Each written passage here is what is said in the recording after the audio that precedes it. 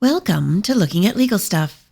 Today we have 4 hearings in the divorce of a couple where Mom is trying to hold Dad in contempt for not following the court's order about sharing joint decision-making with her. She says that Dad is supposed to consult with her and inform her of what's going on. She says that he didn't tell her that their daughter had gone to a different hair salon, or that she had joined the wrestling team and started driver's ed, or that she had gotten her ears pierced, or that she was sent home from school one day for feeling sick, or that she stopped going to counseling. She claims that just because her daughter has refused to see her for the last 2 years doesn't mean she doesn't have a right to know. Then we return for another contempt motion, this time against Mom. Dad claims that Mom unilaterally closed the joint credit card that the court was allowing Dad to use because she didn't approve of the purchases he was making, and she also took $5,000 out of her daughter's personal bank account that Dad wants replaced immediately. What does the judge think of Mom's complaints and excuses? Let's find out. We have the petitioner, Sean McGill. I'm also here, Your Honor. All right, thank you. And my client is appearing pursuant to the order to show cause, even though he technically has not been served with the same. All right, so I have believe we're working off a motion to show cause for contempt that was filed by Ms. McGill on the 14th of February. Is that correct? Correct. All right. So Ms. McGill, this is your motion, so you can make any argument. And I just want you to know I have reviewed everything that you filed. Thank you, Your Honor. This is the petitioner, Sean McGill, has committed contempt of court by violating the parenting plan. He has violated the joint decision-making ordered by the court on 6/29/21. He has also violated paragraph 8, section B, number 1. Sean has also been warned by my former attorney, Ms. Blondin, by email and letter on 2/24/22, almost a year ago, for violating the parenting plan then. Yet he continues to do so, and I've had no recourse but to bring this action before Your Honor. He willfully, intentionally, and in bad faith has violated this. And unless the court steps in at this time, he's going to continue to do it. I've just recently found out that my daughter has taken driver's ed, no knowledge of it to me whatsoever. That is stipulated in the parenting plan under joint decision making.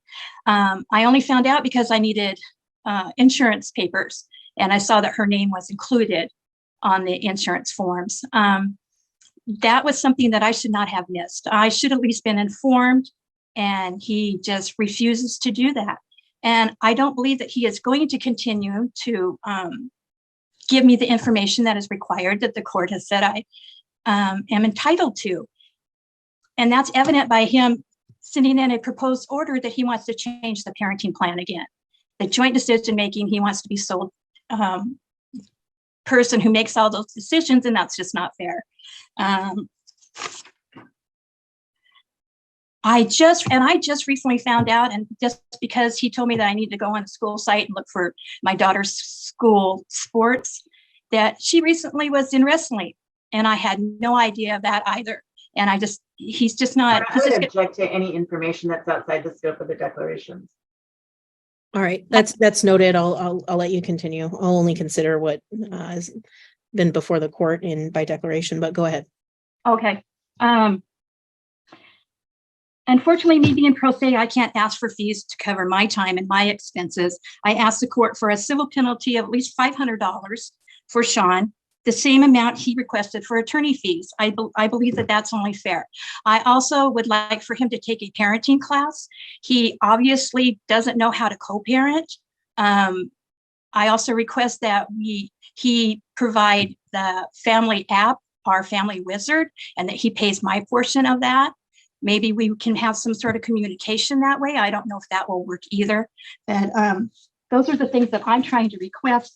And another thing, I was really shocked that my daughter, or our daughter, is no longer in counseling, and that was ordered by the Judge Scudder. That was just plain shocking, and she definitely needs counseling. And I believe Mr. McGill would agree to that. This started when Lexi was 13, so there's been a year and a half. She'll be 16 in April.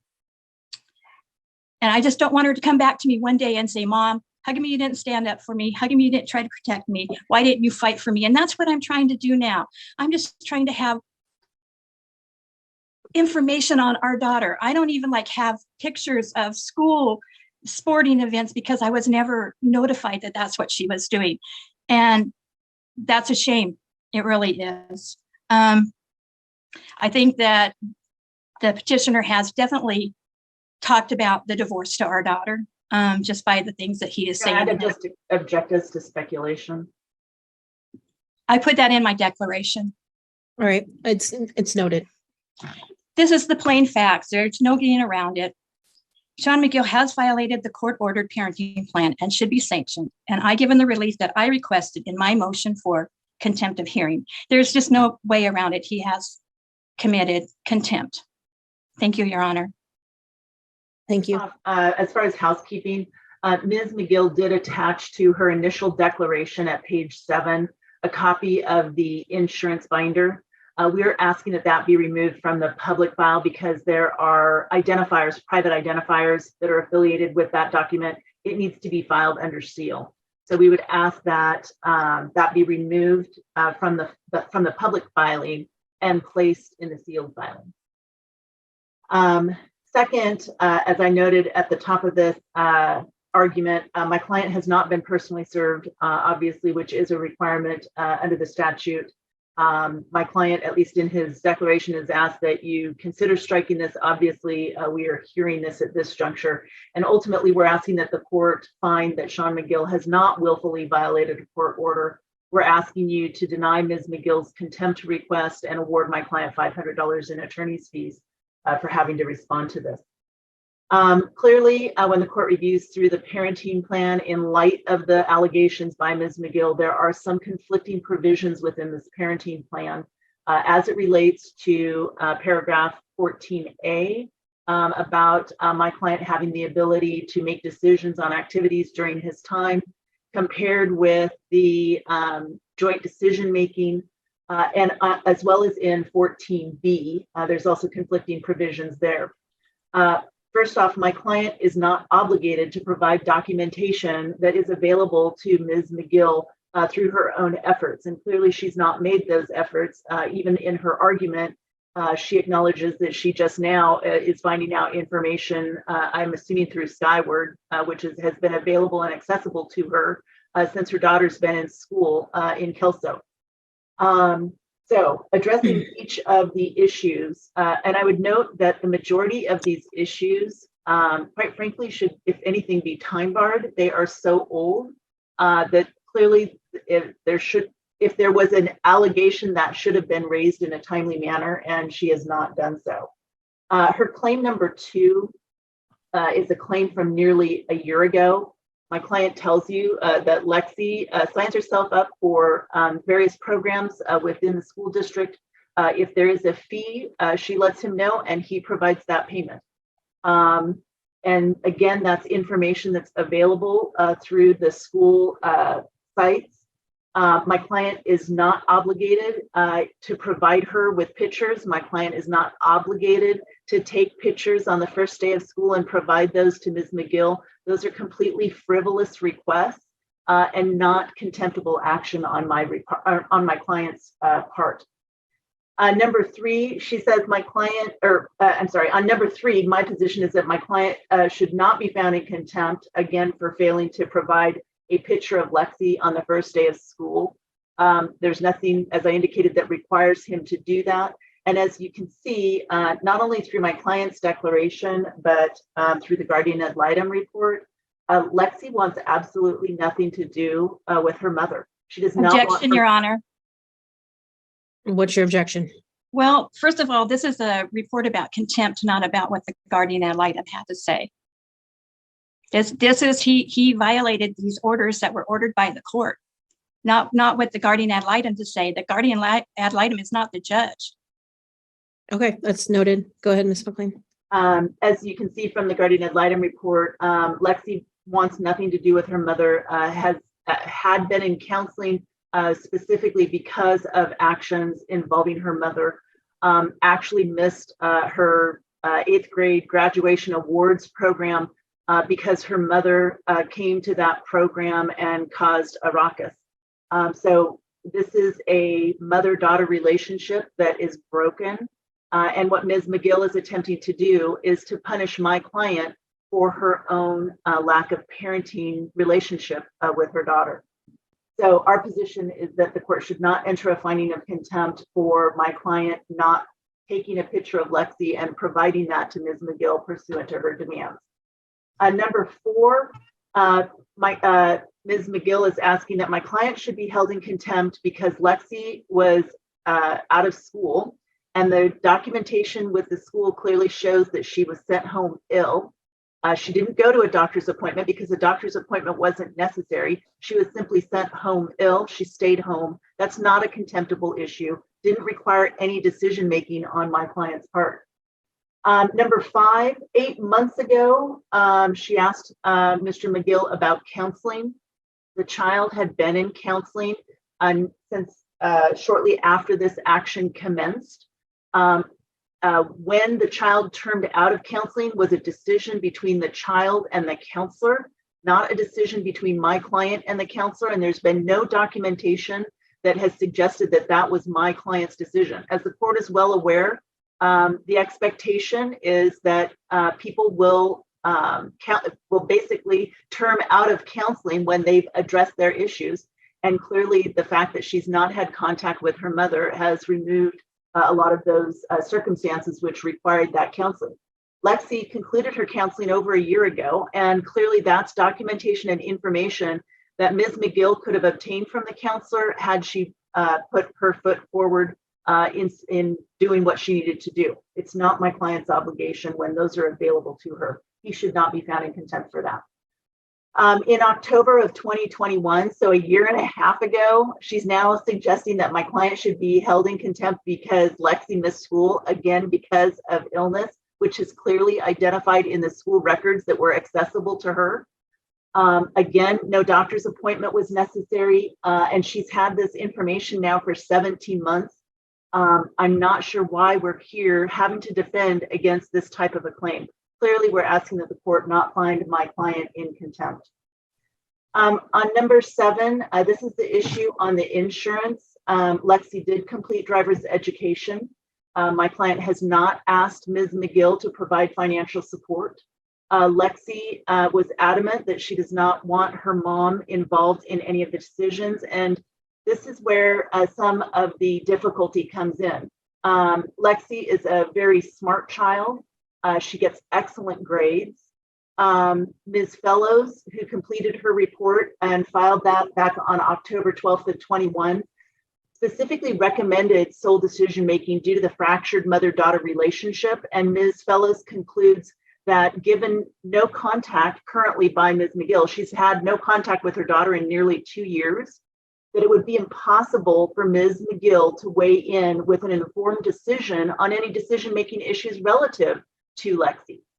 So her recommendation was that Mr. McGill be given sole decision-making since he's the only involved parent. Obviously, what that does is that places my client in a position of violating a court order that requires him to continue to encourage the relationship between the mother and daughter, which he has continued to do. And I would suggest that it's not appropriate to handle these issues in a vacuum, as Ms. McGill is attempting to do. In fact, it does place my client in a catch-22 because in the first instance, it involves Ms. McGill and Lexi's strong feelings against her, and it further risks damage to the mother-daughter relationship. So if my client approaches Lexi about, this is a decision that needs to be made jointly, and she's adamant she doesn't want her mother involved, that's going to further fracture. And that was the findings and recommendations from Ms. Fellows. On the other hand, if you not involve her in decisions, then potentially that places my client in a situation where he isn't complying with joint decision-making. So he's darned if he does, and he's darned if he doesn't. And the focus needs to be on Lexi. What is in Lexi's best interest? And in this circumstance, again, Ms. McGill is not an involved parent. That relationship has resulted in the child having counseling for an extended period of time, and the relationship still has not resolved itself. So we're asking that the court enter a not enter a finding that there has been no contempt, and that ultimately sole decision making should be awarded to my client given the circumstances. The next issue is in regards to haircuts. Lexi is 16 years old. She decides when she wants to get her haircut, and Mr. McGill does facilitate getting her to those haircuts, but it's Lexi who makes those decisions, as any young woman normally does. The next issue that she raises is this claim that my client should be held in contempt because he's gotten her ears pierced or hasn't communicated with her about getting her ears pierced, which she agreed that that could occur. Lexi's ears have not been pierced. My client has not done that. Again, totally frivolous. There's no reason why we should be here on that. The next allegation is that my client should be held in contempt because he didn't facilitate Christmas gifts from her to Lexi. And again, Lexi does not want the gifts, but again, she's putting him in the middle of potentially resurfacing these ill feelings that the child has for the mother. It's the mother that needs to repair her relationship. She needs to stop putting my client in the middle of that, but that is not contemptible. And then finally, Ms. McGill suggests that my client should be held in contempt because Lexi removed herself from band and signed herself up for tennis. Again, she's a smart young lady. She's an involved young lady. She has made those determinations. My client shouldn't be faulted for those choices that the child makes when she's signing up for classes and events within the school system. Again, all of that is available to Ms. McGill if she would take her responsibilities seriously in making sure that she keeps herself apprised as is ordered in the court. Quite frankly, we see this as petty sniping. This needs to stop. We're asking that the court deny the request for contempt, award my client $500 in attorney's fees, and adopt the modification language that we've proposed, paragraph 13 of our contempt order, which allocates sole decision making to my client. All right. Ms. McGill, any response? I do, Your Honor. The reason that I believe that we didn't give Mr. McGill a copy of the contempt order was because he works out of town quite frequently. And I didn't think that he would be available for that. Besides, his attorney represents him, so I would assume that she would give that to him. These things that I put on the motion for contempt were examples, not things that I was requesting to be a participant in. They were to show the court how he refuses to answer just the simplest question that I have. And the relationship between my daughter, our daughter, and myself is not good. She's a teenager. She has so many influences with her right now. He works out of town most of the time.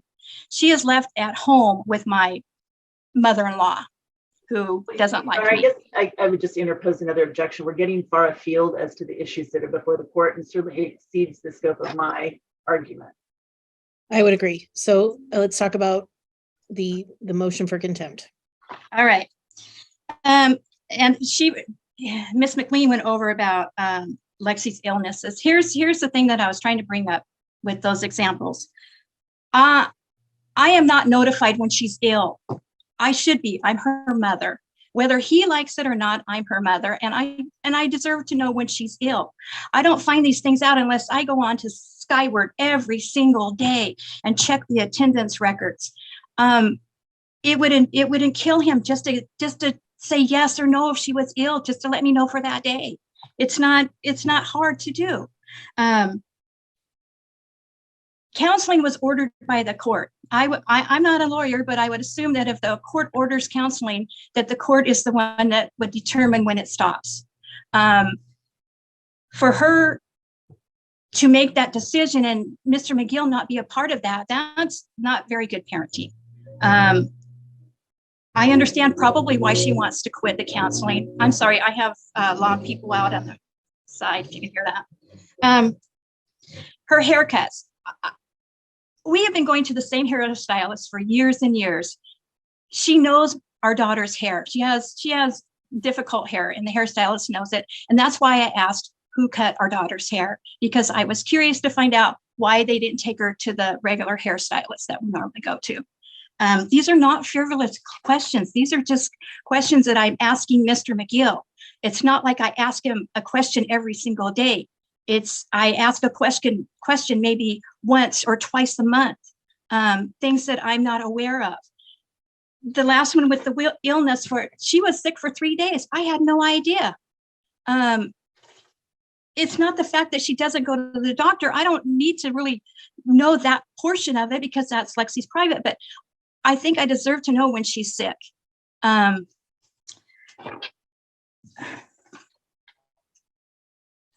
With the school, she's saying I'm sniping. There's no sniping here. If you read the text messages that I gave as an exhibit, you'll see that there's no sniping. They're regular questions. They're just honest, simple little questions that he could answer.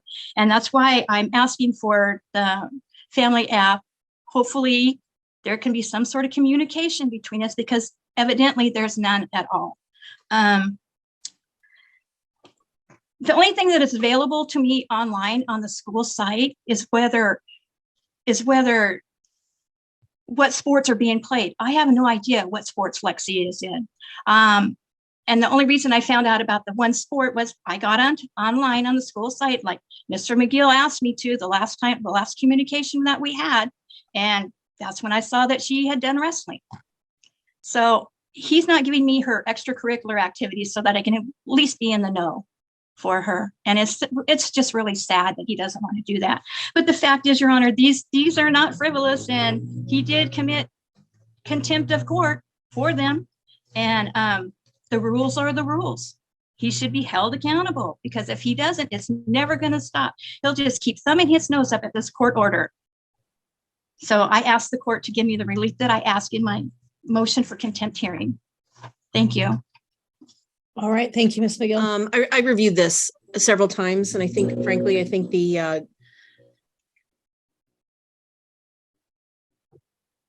different judicial officers see different things. So my first thought was something that Ms. McLean pointed out, that it's kind of convoluted, that it says joint decision-making on all these things, but that the parent that has the child in their possession, so to speak, is the one that gets to make all these decisions.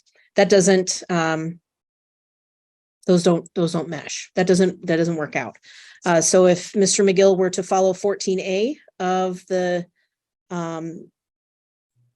parenting plan, then he would be in violation potentially of 5A. If he follows 5A, he would potentially be in violation of not following 14A. So clearly that's an issue that needs to be fixed. I also completely and totally understand Ms. McGill's want to be at least tertiarily involved in her child's life and have this information. A lot of this, though, I would agree with Ms. McLean, is not the responsibility of Mr. McGill. There's information that can be received through the school. I think, frankly, the driver's education and driver's license, that probably should have been relayed to mom. It's specifically outlined under 5A in the parenting plan, driver's permit and license, as is extracurricular activities and haircuts and that kind of thing. But let's be honest, some of that stuff isn't as kind of noteworthy as others. Do I see this as a knowing and willful violation of a court order? I don't know that I don't think I can make that decision at this point. And I frankly don't think I can make that decision because I think there's an error in the parenting plan as it's entered, because it contradicts itself. If he does what it says in one part, then he's directly violating another part, and vice versa. So Mr. McGill kind of is in a no-win situation here. That being said, I would agree with Ms. McGill that it wouldn't hurt Mr. McGill to share some of this information when she requests it. She indicates there's a few questions a month. That doesn't seem to be too much of an too much to ask of Mr. McGill to let her know of some of the things that she's inquiring of. Is it his responsibility to proactively reach out to her? It depends on which part of the parenting plan that's in place you refer to. So I'm not going to make a finding of contempt. I'm not going to impose any sanctions or attorney's fees for either party. I do think that we need to fix the parenting plan as it is. What is one thing you didn't touch base on is Miss McGill's, and this is to Miss McLean, Miss McGill's request for some kind of a parenting app where information can be exchanged by way of our family wizard or something like that. Did you speak with your client about that, or do you have a position on that? I don't know that I did.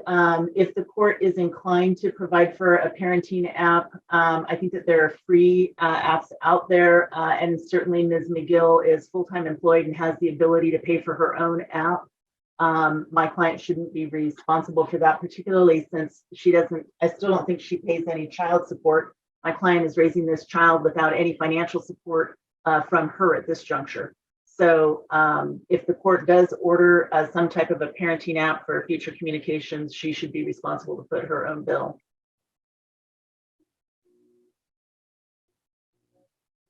But I think it's Talking Parent is free. I think they also have a paid version, but again, we're talking about a 16-year-old. I don't know that we really need a level of a parenting app in this day and age, given the fact that they do text or can text, and each party can save and print off their own text as needed. And are we still, are we, because this is a temporary parenting plan, is that correct? Correct. Yes. So we haven't, have we done an MSC? How far are we along in this process? We've done an MSC. We were unsuccessful. I was waiting for supplemental discovery, and then Ms. Blondin was no longer Ms. McGill's attorney. So I'm thinking that we're in a position now where I'm probably close to noting this up for trial. Okay. I don't think we're anywhere close to trial, Your Honor. Okay, well, I just was curious about where we're at. So on a temporary basis, I'm going to encourage Mr. McGill to respond to the questions posed by Ms. McGill in regards to your daughter. I'm not ordering that. I'm encouraging it. Ms. McGill, I'm encouraging you to sign up for any notifications from school so you can keep track of whatever you need to keep track of with regards to your daughter. As to your concerns for counseling, my understanding is that the counseling that she attended counseling for, I was close to a year and a half. And it was a recommendation from the counselor that that your daughter agreed to no longer attend counseling. So I don't know that it was she chose to quit counseling. I think the counselor felt that she was in a place where she could move on without further need of counseling. I don't think that was a decision based on the information that was provided. I don't think that was a decision that she just got to get out of counseling. So I'm not as concerned with that as you are. My hope would be that if she expressed any need for counseling, that she would be able to jump right back into counseling if that was something she felt she needed. I am gonna repair the parenting plan as proposed by Ms. McLean. So I'm going to limit the decision making to match 15B or 15A, excuse me. 14A. So I'm gonna give a decision 14. Is it 14A? 14A. Sorry, I said 15B, okay. 15A, 14A. So at this point, since she's full time with Mr. McGill, I'm going to give him the decision making on a temporary basis until this matter proceeds to trial. Why don't you just indicate at paragraph 6 that both parties' request for fees is denied? I struck it, but I'll strike it and then add denied. Okay. Okay. Right. Thank you. Can you explain that, Your Honor, what that meant? Which part? I'm sorry. Striking what? Oh, you request $500 in fees and they requested $500 in attorney's fees from you, and I'm denying both requests. All right. So nobody pays anybody anything for this.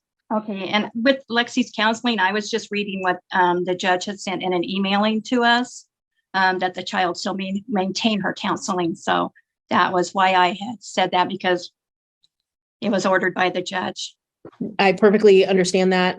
There was some supplemental information that was received, and my understanding was that it was the counselor suggested it and it was agreed upon to discontinue. I have never received any kind of information from her counselor. I'm sure you can reach out to her counselor and request that. Okay, and if it's not available, can I come back to the court? Best of luck to you both.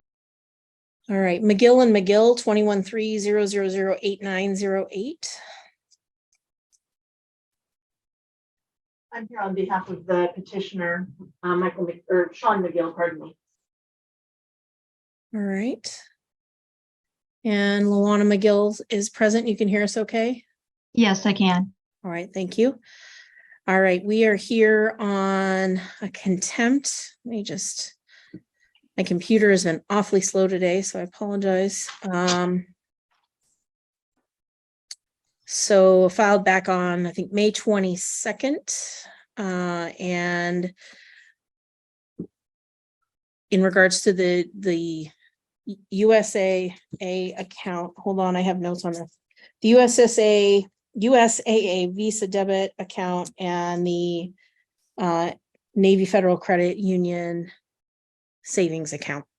I have reviewed the declarations, the response, the SIR reply, and I am happy to hear any argument. Yes, so may it please the court, on behalf of the petitioner, Sean McGill, we are asking that the court enter a finding of contempt. I do note that Ms. McGill in her responsive documentation attempted to bootstrap up some suggestions that my client should be held in contempt for various issues. I would simply ask that the court strike those considerations, one, because there's no motion filed before the court, nor an order to show cause. And I would suggest that that's not properly before the court. I would like the opportunity to provide responsive argument if the court is somehow going to consider those. But I think it's fairly basic, the two issues that are before you. One is Ms. McGill's unilateral removal of $5,000 from Lexi McGill's, their daughter's bank account. There was absolutely no notice to my client. There is restraining orders in the temporary order where the parties are required to protect the assets that are before the court in this case. Ms. McGill attempts to suggest that my client was going to take the monies, and of course there's absolutely no evidence to support that claim. This matter has been pending before the court since 2021, and what you see from the bank statements are in fact deposits on behalf of Lexi. Obviously, parents have not only a fiduciary duty to the community, and obviously compounded by the fact that we've got court orders that require that they maintain assets on behalf of the community, but we also, parents have a fiduciary obligation or duty to their children as well, and that's to safeguard their children's accounts. It is very concerning, particularly in light of Ms. McGill's bank statements and what appears to be her own discretionary gambling, that if anybody potentially is at stake of harming Lexi's financial future, it would be her mother. I remind the court that at this juncture, Ms. McGill has no relationship with her child. Lexi has had a strained relationship with her mother, and they have not had a visitation or contact fairly recently, or fairly soon after this action was started. And you do have Ms. Fellows's guardian ad litem report and recommendations relative to that. As my client explains to you, Lexi is learning her own life skills. She's learning how to manage her money. She is going to have automobile expenses or automobile insurance expenses and the like, and this is all part of her learning process. She should be entitled to have the use of her own funds. Those, as my client tells you, were primarily birthday gifts from himself, birthday gifts from third parties, monies that she's earned and the like. So we're asking that the court order the immediate return of the $5,000. At this juncture, we have no idea where those monies are held or if in fact they've been fully deposited. We've provided with my client's initial declaration the documentation that would be necessary for Ms. McGill to sign to remove herself from Lexi's account. We think that that's important because clearly we think that she's going to take this type of action in the future. It is concerning that she provided absolutely no notice, no correspondence stating her concerns about my client's supposed actions to remove monies, which again are totally unfounded. And then we have that coupled with the issue where my client has had his USAA visa for years. And currently, or at the time, that visa interest rate was 14.65%. He had also accumulated benefits under that account, or rewards as it were. Again, without absolutely any notice to my client, he goes to use the credit card and is denied. And come to find out, Ms. McGill unilaterally closed out the USAA visa, again with no notice. And my client lost his long-term credit card. He lost that lower interest rate. And obviously, we've seen interest rates skyrocket in the current financial circumstances of our country. And he also lost those reward points. So again, we're very concerned by her behavior. And we, to be quite honest, I don't know, you can't recover his interest rate. You can't order the credit card company to reinstate him. You can't reinstate his lost rewards. So those are lost to him and to the community in violation of the court order. And coupled with that, you have a credit card that had a balance on it that has been closed out, which provides a negative impact on my client's credit report because of the closing of an account with a balance on it. So we're asking that the court enter a finding of contempt. We want the $5,000 returned back to Lexi's Navy Federal Credit Union account. The order provides that those are to be returned no later than July 10. We're asking, although at the time when I prepared my proposed order, I don't believe that your docket, and I think now your docket on the 11th is closed. Oh, maybe it's not. So we are asking that you set a review for July 11th at 1 o'clock to review and determine if she's complied with depositing those monies, if she's signed and delivered the documentation to remove her name from Lexi's account. We're asking that the court award my client attorney's fees and sanctions at $200 and attorney's fees at $1,800, and that she comply with the orders in the future. All right, thank you. Ms. McGill. Thank you, Your Honor.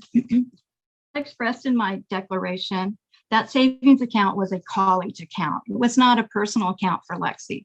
We, as responsible adults and parents, opened this account when Lexi was 1.5 years old. We put her name on this account in case of our death, and it would be easier for her to have the account. The money that was deposited in that account was through our community monies. We also deposited in the money that we received from COVID. There were checks from my sister and from friends that were deposited in that account.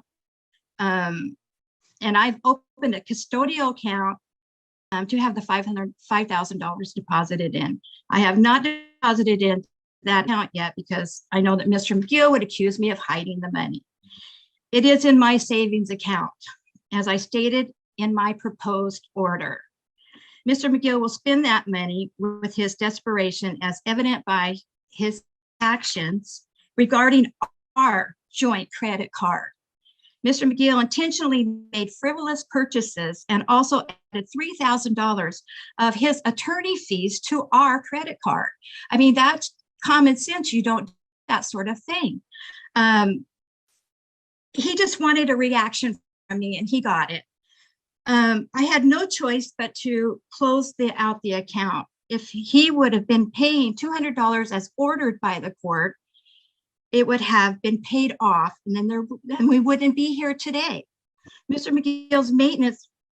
Oh, so after that was closed, I couldn't take my name off of that account because there was a balance. And if he would have paid it, then there would not have been a balance left on that account. Mr. McGill saying he didn't know he had to pay $200 a month is just plain laughable, Your Honor. His attorney should have gone over that court order with him to explain what it was that he needed to do. He didn't pay it. There were months that he didn't pay anything at all, and they got a $25 fee for that. It affected my credit score also. I had no choice because I didn't know what he was going to do. Our credit balance, our credit was $16,500. Was going crazy spending money out of that account. And I was afraid of what he was going to do with the college fund for our daughter. So it matters in my own hands. And I did that because I'm protecting that money for our daughter's college fund. He had no reason to be spending on that credit card. It was our joint credit card. He has his own credit cards that he could have done that with, and he didn't. So I'm not understanding what the whole situation is here and why he's crying foul when he's the one that did this to himself. It doesn't make any sense to me whatsoever. And the thing with his maintenance that he says that he was reduced, he actually said untruths to the courts to get that done. And that will definitely be coming out in our divorce trial. This time, there's no hidden catch-22 for Mr. McGill to hide under. And regarding my spending, those monies that were taken out were at the ATMs. For them to say that that was all used in gambling is just crazy. Let me get this here real quick. Yeah, the money's taken out of the ATMs. At the casino on Mondays, they have Senior Citizen Day, and they give us all seniors a free gift. And while I'm there, I use the ATM. My bank is in Olympia or in Lacey, Washington. So I just take money out for spending money, for my entertainment, for gas, to pay my rent. I've been paying stuff cash here lately because I feel like Mr. McGill's always tried to control me, and this is my way of not knowing my money is being spent at. It's just my way of getting my self-control back. So I'm not understanding any of this stuff. So that's why I want the court to order him to pay the $7,000 on the credit card. He put $5,000 within 2 months on that credit card. $3,000 of it was for his attorney. He spent $552 at Walmart.com, $43 at Walmart, $156 at Walmart, $245 at Depot. He spent $767 on service and parts. It's like he brought this on himself. And then another $430 on beekeeping supplies. I mean, it makes no sense. It was frivolous purchases from the very beginning. And that's about all I have to say on that, except for them to put all those ATM things under gambling is just ludicrous. Thank you, Your Honor. All right, thank you. I guess I'm a little bit concerned. I don't see anywhere, and maybe someone can point it out to me. But my understanding was that Mr. McGill was allowed to use this joint credit card.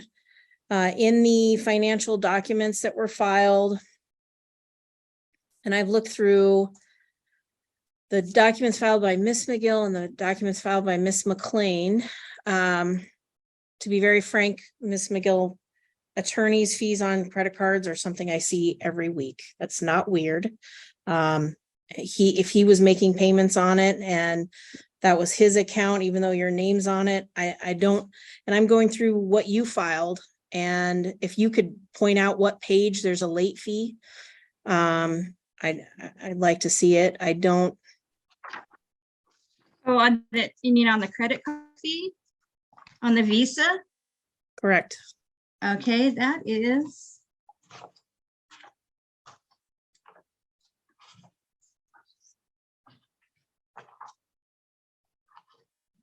You see the sealed document I gave to you under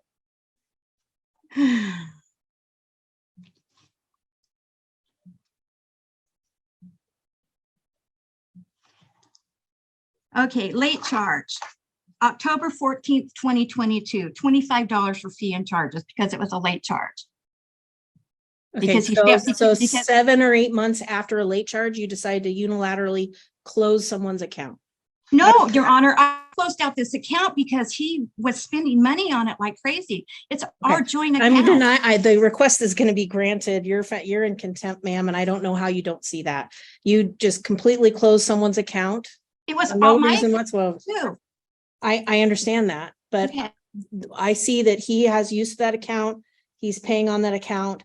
If there's a late fee from October, I'm sure he's taken, I don't care what, maybe at trial, it's going to matter what everybody's spending their money on, but frankly, you hurt yourself by closing that account because now the interest rates are, more of his money is going somewhere else and potentially not to your daughter or to you, based on whatever the outcome of this case is going to be. So I'm going to make a finding of contempt. I'm also going to require that $5,000 be transferred back. Frankly, looking at both of your accounts, if you have the money to spend, I don't know that frivolous things, if he wants to keep these or if he wants to repair a car, I don't have a problem with that as long as he's paying for it. Right, but Your it's Honor, not hurting anyone else. I don't care if you go to Mr. Bill's for $500 a month, if that's what you want to do. I don't care. I understand. But that $5,000 is going to go back to Lexi McGill's account and in its entirety. I'm not going to order a civil penalty at this phase. I am very concerned, Ms. McGill, though. This to me is, I know you feel the exact opposite, but this to me is a very blatant and direct violation of the court's orders to just unilaterally close an account, very much to the detriment of the petitioner in this case. So I am going to make a finding of contempt. I'm not going to impose any civil fees. The $5,000 needs to be, I'm talking, ma'am. Okay, I'm sorry. For a very long time. I apologize. So I'm not going to impose a civil penalty. I am going to impose the lawyer's costs and then the transfer of the money.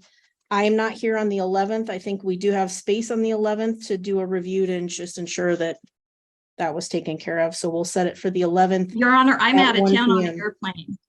I'm out of town on that day. If you've done what you need to do, then it's okay if you're not here. So as long as everything is that money, really, it's just a review to make sure the money was transferred back into her account. Is the court also ordering that she sign the release to remove her name from Lexi's account? That's at paragraph 11B. Why don't you just close that account out? Clearly, you're not concerned about the benefits of some of the accounts with Navy Federal Credit Union and USAA. So I don't want to just close that account. I am signing the order as proposed, apart from the civil penalty. Okay, thank you very All much. right, good luck, everyone. We'll see you on the 11th. Thank you. I won't be here. Well, hopefully you'll have completed what you needed to. I certainly will, obey by the All right. court. All right, safe travels. Thank you. And then, Ms. McLean, do you also have Sean McGill and Luana McGill? Yes, I do, Your Honor. And I don't see Ms. McGill online. I know that the last time we were before the court, she indicated that she would not be present at today's review hearing, that she was going to be on a plane. I guess the only thing that I would note is that at this juncture, she has complied with providing the attorney fee payments, the removal of her name from the child's bank account, the $5,000 deposited back into the bank account. The only thing that she hasn't complied with at this point is that she's not reimbursed my client the $33 for the rewards payment. I did on July 22nd. My assistant did on July 3rd. I'm sorry, did I say the 22nd? On July 2nd, I gave notice to her. On July 3rd, my assistant gave notice to her that we were still waiting for verification of the $33 payment so that we could strike this hearing. And she's not responded. My client has indicated he's not received that payment. So I would just suggest that the clerk's notes reflect that she's not complied with the purge requirements for paragraph 11C as far as that $33 payment. Okay. And then would you want to set a review date again on this matter? Yeah, we've got trial scheduled, and I think that's in October, and we can just address that at that time, so long as it's reflected in the clerk's minutes. Okay. So we'll reflect in the court's notes that under 21300089008, Ms. McLean is present on behalf of petitioner. Respondent is not present. The court did yesterday, it looks like, receive a satisfaction of judgment for some amounts, $1,800 and then a $5,000 amount. So that is in the file, but it looks like the outstanding issue is just a purge amount of $33 that remains outstanding. The parties can address that at trial in October. Does that sound correct to you, Ms. McLean? Sure. Thank you. Okay. All right. Beth Fellows, GAL. Thank you. And do we have Luana McGill present? Yes, Your Honor, I'm here. All right. Thank you. We are set for readiness October 10th and trial the week of October 16th. Do we either party have any issues or concerns about progressing to trial at this point? I have some concerns, Your Honor. Okay, go ahead. I have asked on a couple of occasions through interrogatories for the total amount for a retirement from 10/23/99 to 3/1/21, the date that this thing was filed. I also asked for a TSP, which is thrift savings plan total from 10/23/99 to 3/1/21. Mr. McGill, here's our problem. The court's going to have to decide what date is our separation date. So he's just sending me things that he thinks are up to the day that he says we separated and not the day that the was filed.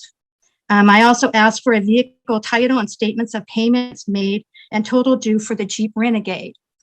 His response is that his mother bought it in 2021. That is still during our marriage. So I haven't received anything on that. And I sent them interrogatories on January 9th, 2023, and I have still not received anything that is up to March 1st of 2023. March 1st, 2023 or 2021? I'm sorry, 2021. Okay. 2021. I'm sorry. No, that's okay. I just wanted to confirm. Ms. McLean?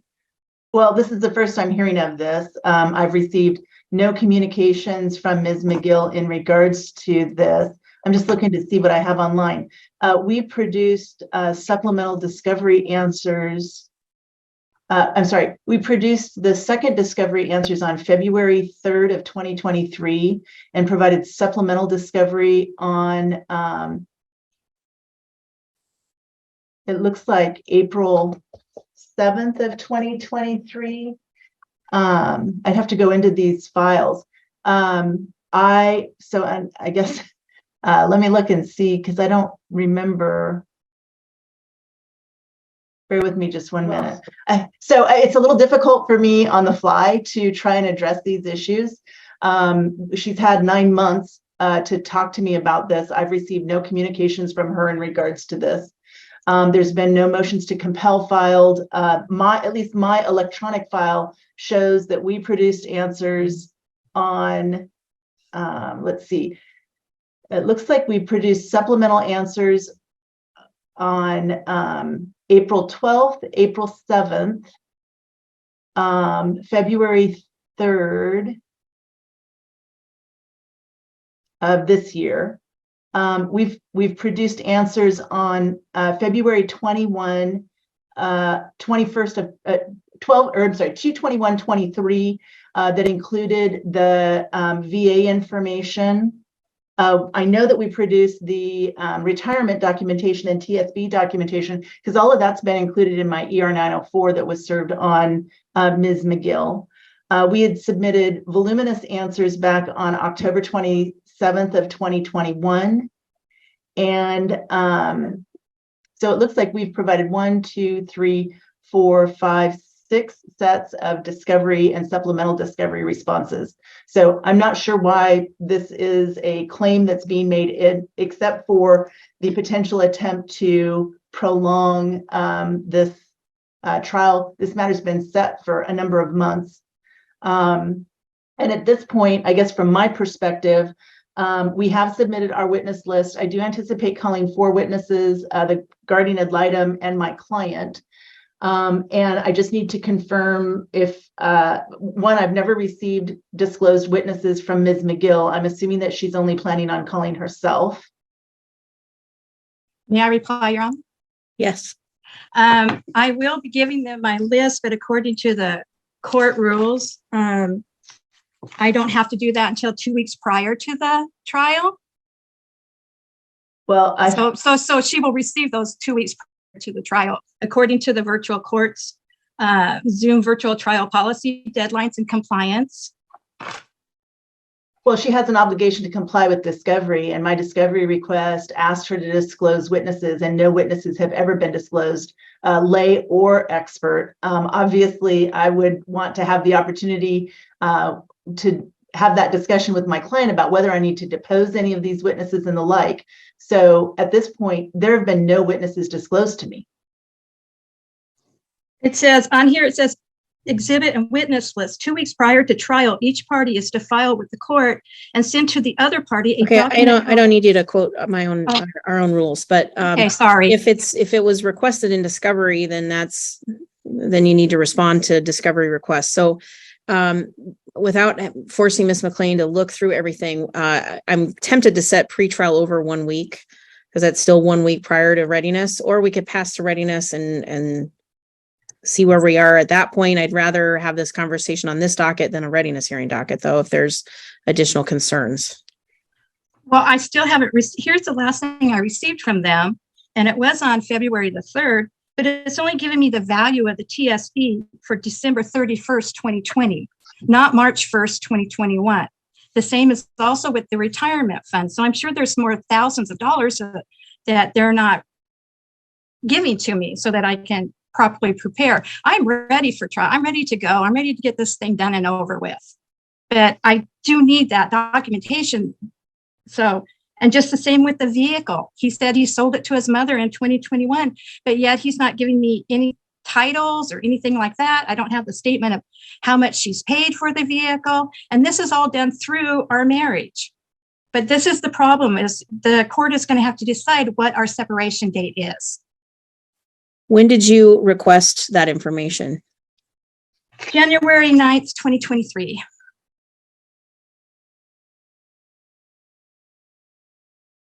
Okay. And we have responded, Your Honor. I do have my discovery book here now. So we provided documentation to her on April 7th of 2023. We provided documentation on March 10 of 2023. We provided supplemental documentation on February 21 of 2023. And we provided the actual answers to discovery on February 3rd of 2023. There have been absolutely no communications as to any insufficiency of those 4 sets of responses to her second discovery request from December of 2023. Yes, but the other documents that you sent me did not give me the supplement documents of the final amount, total amounts of his thrift savings plan and his retirement first. And also, he said that on the vehicle that it doesn't matter because it was sold to his mother during our marriage. He just refuses to give me a copy of the title and the amount of the statements. Well, obviously, Your Honor, I'm not a mind reader. I can't know or create conflict on my own for my client. Ms. McGill needs to learn how to communicate, and she hasn't done that. So I guess since we're here, who are her witnesses that she's planning on calling, so I can decide potentially whether or not we should set this over as you suggested to next week, or if I need to potentially have more time with my client. Ms. McGill, who are your witnesses? I have no witnesses. This divorce is between myself and my husband. I'm not bringing anybody else to this trial. Okay, so I don't think that we need another pretrial in light of that. I still don't have the answers. I still don't have the total amounts of money. So here's what I'm gonna do. I am gonna pass this to readiness. Miss McGill, you need to reach out to Miss McLean with specific requests of what, if it sounds to me like you're just asking for 2 additional months of the TSP and the retirement account, and then some information about the car that's sold. Whatever you are asking specifically, reach out to her, request it, and then we will address this at readiness, which is set for the 10th at 11:30 a.m. If all parties are ready to go, then we'll get it set at that point in time. So, Your Honor, the only thing that I would note is that my recollection, and I don't know if I've got that portion. I believe TSP documents, much like 401ks, are produced on a quarterly basis. And I believe we produced the last quarter, which would have encompassed the dates that she had requested. So December 31 of 2020 would have been the last quarter. So, and then we did produce all of the FERS documentation. We produced that to her former attorney back on March 22 of 2022, and provided service computation dates of 1998, 2010, and bear with me. Well, it was run on February 16th of 2022. So I assume that their calculation of incomes would have run through that date. 22 or 23? 22. These parties separated. They actually separated in 2010. This action was filed in, well, what's our cause number? 2021. Yep. It was filed in 2021. I don't have all of my files here, but my petition, at least on my end, is dated. Oh, actually, he must have filed pro se. Yes, and we didn't separate until March 1st of 2021. And that's disputed. But yes, that's why the court's got to make it up. In any event, the report that we produced from FERS is dated February 16 of 2022, a year later. So I'm not certain why we're having this discussion. Because they gave me the amounts to 2011, not to 2021. Well, you indicated that it was through December 31st, 2020 that you got responses, not March 1st, 2021. Correct. So not 2010. 2011 is where they gave me the amount for the retirement fund. I got the 2020 for the thrift savings plan. Okay.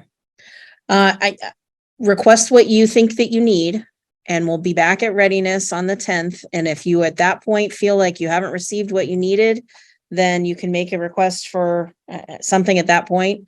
To me, it sounds as though there's a pretty thorough exchange of information. And if you're concerned about something that the judge may not have, I'm assuming the judge will ask for whatever information that's needed at the time of trial.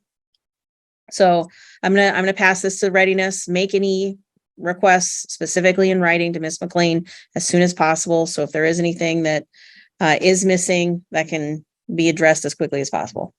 May I ask a question? Yes. Do I do that formally through the court, or I just send her an email? Just send her an email. Okay, thank you. Good luck. And then do we know now, or will that be at the time of readiness, whether or not this would be by Zoom, hybrid, or in person? That will be determined at readiness. And I Okay. do have it listed at a 2-day trial. If that changes, make sure to let the judicial officer on that readiness docket know. I still anticipate it'll be 2 days. Okay. It will perfect. be. 2 weeks later, they had their readiness hearing, and at that time, they were still set to go ahead with their trial. But the day before the trial was to begin, there was an order to strike, and instead a divorce decree and a final parenting plan were entered into Odyssey. I'm pretty shocked that Mom didn't force us to go to trial. She seemed hell-bent on getting her own way, but she may have finally realized that she'd done herself more harm than good with her antics, and she decided to work out an agreement with Attorney McLean. Dad appears to have been awarded their marital residence, and the proof that she paid him the $33 she still owed him for the rewards points she canceled was the last entry in their case. I don't know why this mother and daughter are estranged, but if Mom treats her daughter the same way she was acting on the docket, then I can make a few guesses. I don't know what planet she was on when she decided taking her daughter's money was a good idea, but I don't see their relationship improving anytime soon, and I don't blame the daughter for that one bit. Thank you for watching.